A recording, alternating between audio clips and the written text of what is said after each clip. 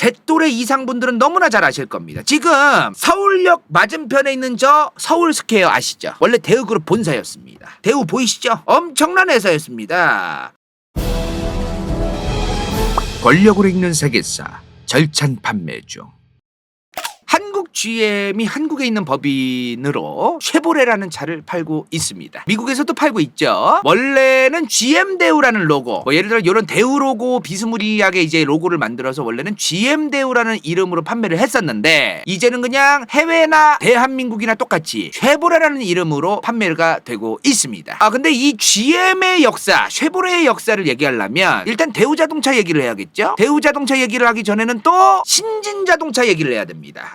역사가 좀 복잡합니다, 이게. 당시 1955년에 대한민국에 이 신진자동차라는 회사가 생깁니다. 근데 이 신진자동차가 1970년에 미국 제너럴 모터스 GM과 5대5 출자를 합니다. 그래서 우리가 지금 알고 있는 저 한국 GM이 아니라 이미 1970년에 한국 제너럴 모터스 코리아 자동차라는 회사가 있었습니다. 이미 1970년에 제너럴 모터스 GM 코리아 자동차라는 회사가 우리나라에 있었어요. 이미 들어와 있던 겁니다. 물론 대차게 말아먹습니다. 왜? 당시 제너럴 모터스가 한국에서 판매하던 차가 연비가 좋은 것도 아니었어요. 차가 튼튼하고 차가 두껍고 좋았지만 비싸고 연비가 안 좋고 그랬습니다. 우리나라가 옛날에 어떤 차를 타고 다니던 나라인데 우리나라가 워낙에 우리나라가 아직은 그 개발도상국이었고 당시 산업화 시대에 한창 이제 경제가 올라갈 때였기 때문에 저 제너럴 모터스의 자동차급이 우리나라에서 팔리기에는 좀 적절하지 않았던 게 있어요. 좀 그런 게 있어서 대차게 말아먹습니다. 자, 그래서 1976년에 결국에는 버티다가 GM이랑 같이 5대5 출자했던 저 신진자동차가 부도가 납니다. 근데 부도가 나면 끝이 아니죠. 산업은행이 저 부도 났던 그 지분을 넘겨받고 이 세한자동차가 들어서요. 근데 이제 이 세한자동차가 그냥 이제 경영과 운영이 잘 됐느냐? 그렇지 않죠. 산업은행 주도로 밖에 팔라고 널어놔요. 밖에 내놔. 팔라고 이제 매대에 널어놨는데 널어놓은 세한자동차를 지나가던 삼촌이 보고 이거 얼마예요? 이제 물어본 거예요. 그래서 쇼부를 치고 사갑니다. 누가? 대우그룹이 저 널어놓았던 세한자동차를 사갑니다. 지금 대우그룹 하면은 지금 제또래 이하, 제또래도 솔직히 잘 몰라요. 너무 어릴 때니까. 제또래 이상 분들은 너무나 잘 아실 겁니다. 지금 서울역 맞은편에 있는 저 서울스퀘어 아시죠? 원래 대우그룹 본사였습니다. 대우 보이시죠? 엄청난 회사였습니다. 바로 있는 빌딩이에요, 저게. 야, 요게 이제 대우그룹의 본사였다는 겁니다, 지금. 자, 대우그룹이 세한자동차의 지분만 일단 인수한 겁니다. 무슨 말인지 이해되세요? 이런 상황이었던 거예요. 5대5로 GM과 세한이 있던 거를 요거가 이제 대우로 온 거죠. 요거만 대우로 온 겁니다. 나머지 5는 아직도 제너럴 모터스 GM에 있던 겁니다. 이 상황에서 이제 GM한테서 경영권을 받아옵니다. 대우가 5대5 상황에서 GM 너네가 경영하지 말고 그래도 우리가 5가 있잖아. 대우가 83년도부터는 너네가 경영하지 말고 우리가 경영할게. 우리가 한국에서 그래도 대기업이니까 상호를 그리고 대우자동차를 바꾸는 거예요. 자, 근데 92년부터는 원래 제너럴 모터스 GM이 갖고 있는 지분까지도 싹 다 대우가 갖고 옵니다. 대우자동차가 지분을 GM이 갖고 있던 것까지 싹 다 매입을 해요. 그래서 이제 GM은 경영권이고 뭐고 아무것도 없는 거예요. 이제 대우가 다 하는 겁니다. 그러면서 나온 차가 바로 티코입니다. 라보예요. 다 맞습니다. 이게 전부 다 이제 GM으로부터 경영권을 대우가 받아오는 그 시기에 대우가 경영을 본격적으로 하면서 이제 대우의 독자적인 어떤 경영 마인드로 나온 거예요, 이게. 서민의 차다. 대우자동차가 1991년부터 굉장히 공격적으로 이제 자동차 마케팅을 해요. 그 이전에 80년대에는 고급 세단도 다른 회사랑 이제 좀 기술 제휴를 해가지고 빼고 막 그랬는데 91년도부터는 이제 정말 그 대우자동차의 이미지 마케팅도 잘 알리고 대우가 제대로 차를 만드는 회사고 많은 국민들이 살 수 있는 차를 만들고 이런 것들을 이제 한 겁니다. 근데 이거를 팔면서 실제로 대우의 인지도가 대우가 자동차를 만드는 회사긴 하구나 인정을 받기 시작해요. 그리고 또 세단 쪽에서 대박을 칩니다. 90년대 중후반 엄청난 대박이죠. 라노스, 누비라, 레간자. 야, 이거 진짜 세 개. 특히 라노스는 그렇다 쳐도요. 누비라랑 레간자는 진짜 잘 팔렸어요. 대우자동차가 정말 열심히 만든 차예요. 자, 그리고 이 차가 어디 차죠? 체어맨입니다. 체어맨 쌍용 쌍용차라고 아시는 분들이 있어요. 근데 대우자동차가 이 체험엔을 1997년부터 만들기 시작합니다. 자, 이게 뭔 소리냐? 저번에 잠깐 얘기했는지 모르겠는데 대우자동차가 쌍용을 인수를 해요. 1997년에 대우가 쌍용을 인수합니다. 그래서 벤츠 기술과 벤츠 엔진을 받아가지고 만들던 이 체험엔, 쌍용이 만들던 체험엔을 대우가 만들기 시작하는 겁니다. 이거 졸라 웃긴 게 뭐냐면은 원래 쌍용에서 만들던 이스타나, 쌍용 무쏘, 이게 원래 쌍용에서 만들던 거잖아요. 근데 95년도 이후부터 대우자동차가 이제 인수를 했잖아요. 97년도에. 그러면서 대우 이스타라가 됩니다. 대우 무쏘가 돼요. 이거 진짜입니다. 원래 쌍용 로고 박혀있던 게 다 대우로 변하는 거예요, 이게. 근데 체어맨이 그래서 원래는 이름은 달랐지만 스테이츠맨, 체어맨으로 대우자동차에서 1998, 99년까지 판매가 됩니다. 근데 99년부터 대우자동차가 다시 구조조정이 시작됩니다. 워크아웃이죠, 워크아웃. 대우그룹 전체에 대한 워크아웃이 시작돼요. 그러면서 다시 쌍용이 분사됩니다. 쌍용차가 다시 갈라져요. 그래서 다시 무쏘랑 이스타나가 다시 쌍용으로 팔립니다. 그리고 쌍용으로 넘어와서 다시 체어맨이 돼요, 얘가.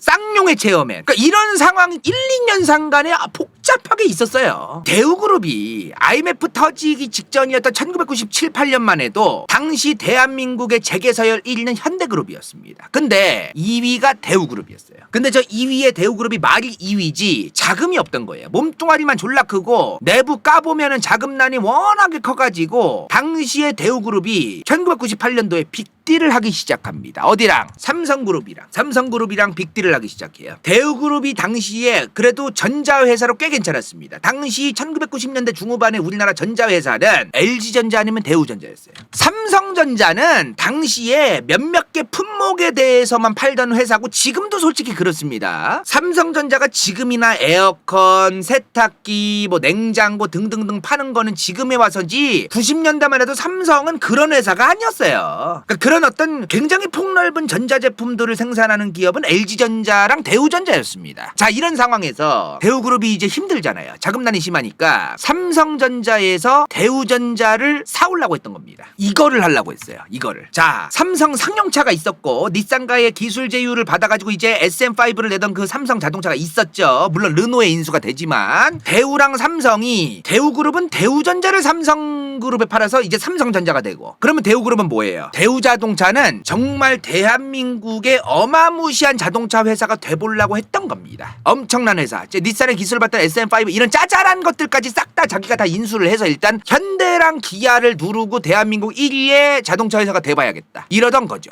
무리를 한 겁니다, 사실은. 근데 저게 성사가 안 돼요. 대우전자를 넘기고 삼성자동차를 대우그룹이 받는 이 빅딜이 성사가 안 됩니다. 성사가. 그리고 나서 1999년 8월부터 워크아웃, 구조조정이 시작됩니다.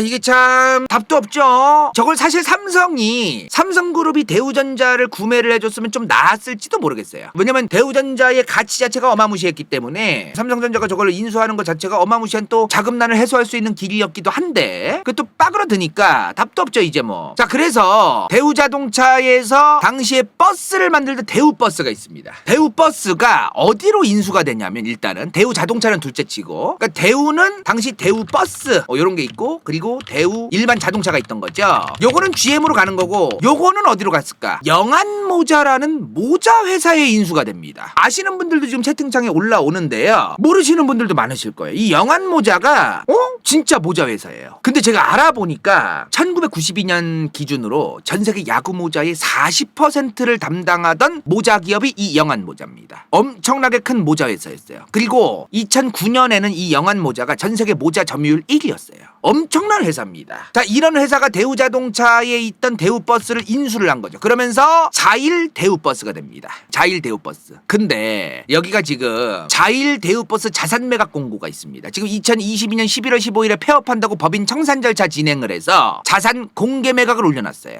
이제 곧 사라질 것 같은데 지금. 그리고 당시에 대우버스는 여기로 됐는데 대우 트럭은 인도 타타그룹이 가져가요. 그래서 타타 타타대우 상용차가 됩니다. 타타대우 상용차. 이렇게 이제 되는 거죠. 그 자동차 회사 안에 있는 분야들도 쪼가리가 나는 거예요. 세세하게 쪼개진 겁니다. 그리고 대우 자동차 승용차 부문은 GM 대우가 되는 거죠. 제너럴 모터스가 가져가니까. 자, 이게 세 개로 이렇게 쪼개지는 건데 좀 복잡합니다. 좀 복잡해요. 그렇게 이제 GM 대우의 역사가 시작되고 나중에는 대우도 버리죠. 대우라는 그 명칭도 이제 GM에서 안 쓰면서 아예 한국 GM으로만 불러요. 한국 GM으로만. 근데 지금 한국 GM이 군산 공장인가요? 가면 갈수록 지금 공장을 폐쇄하겠다. 뭐 그런 데가 많습니다 지금. 그래서 한국 GM이 이제 한국을 아예 철수하려고 하는 거 아니냐? 그런데 그 얘기가 실제로 어그로가 많이 끌렸죠. 한 몇 년 전만 해도 진짜로 우리나라 정부와 산업은행과 GM의 경영단이 만나가지고 빼니 마니 막 그러면서 얘기가 실제로 나왔어. 그런 어떤 좀 찌라시 같은 게 많이 나왔어. 근데 지금 현재 얘기가 나오는 거는 실제로 지금 GM의 공장 한국에 있는 거에도 대규모 투자를 지금 하고 있고 그래서 우리가 철수하는 건 아니다. 철수를 하면 이렇게 대규모 투자를 하겠느냐 이런 얘기가 나오고 있기 때문에 실제로 철수할 것 같지는 않아요. 바로 철수할 것 같지는 않아요. 다만 이제 어디에 비싸게 팔아먹을 생각으로 투자하는 걸 수도 있고 그러니까 팔기 전에 어느 정도 대규모 투자를 해서 여러 가지 한 다음에 좀 몸뚱아리를 더 불려놓은 다음에 좀 비싸게 팔아먹으려고 그럴 수도 있는 거고 사실은 뭐 의혹이야 많습니다. 의혹이야 많은데 모르죠. 모르죠. 자, 이 한국 GM에서 파는 이제 브랜드가 지금 쉐보레입니다. 물론 해외에서도 쉐보레로 팔고 있어요. 한국에서 쉐보레로 판다라고 표현하는 얘기가 왜 나와요 지금? 원래는 GM 대우라는 이 로고로 팔았는데 이거를 아예 없애버리고 쉐보레로 통일됐기 때문에 해외에서 팔던 그거로 이제 통일된 거죠 쉐보레로. 근데 지금 한국에서 몇몇 차 빼고는 판매량이 애매합니다. 사실은 인기가 많지가 않아요. 그리고 앞서 설명했던 르노처럼 수리비가 막말로 존나게 비싸다. 이 수리비 비싸다는 얘기가 여기서도 나옵니다. 르노에서만 나오는 얘기가 아니에요 사실은. 쉐보레 수리비 르노 2배다. 그 정도예요? 사실 이런 말씀 드리기 정말 죄송한데 제가 이걸 할까 말까 고민을 많이 했는데요. 현대의 아슬란과 더불어 대차게 말아먹은 차죠. 알페온과 임팔라입니다. 그리고 이 임팔라에서 쉐보레 바가 깔을 만들면서 특정 종교 드립을 섞은 쉐라는 그 드립이 시작됩니다. 인생 동반자 좋기 간다요 후원자 피부 새벽인간 간호낸 황순원 SIW 필 최현경 은빛 마술사 부츠 vs 더 월드 이건 재밌을지도 몰라.